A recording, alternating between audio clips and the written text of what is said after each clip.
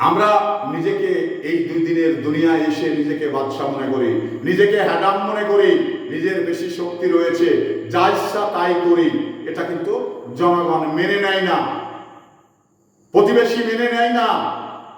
আপনি যত হ্যাডামি থাকুন, কারণ আল্লাহ একটি ঘুড়ি উড়িয়ে দেওয়ার পরে লাটাই কিন্তু হাতে থাকে, তো ঘুড়ি উপরে উঠে যখন যায় তখন কিন্তু আর নিচে নামতে চায় না।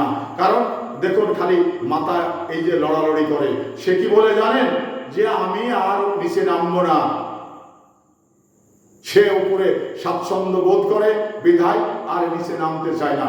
যখন লাটাই ধরে আস্তে আস্তে আস্তে টানে, তখন কিন্তু মাথা এরকম করে আর নিচে নেমে আসে। তো যখন লাটাইয়ের কাছে চলে আসে তখন কিন্তু রাগ করে মানে বাঁকা হয়ে পড়ে যান। কেন জানেন? কারণ উনি রাগ করেন, নিচে নামতে চাননি, কিন্তু তাকে লাটাই ধরে নিচে নামানো হয়েছে, যার কারণে তার ইচ্ছার বিরুদ্ধে যখন নামানো হয়েছে, এই জন্য সে রাগ পেয়েছে, রাগ করেছে। তো এই আমাদের বাস্তবতার জীবন।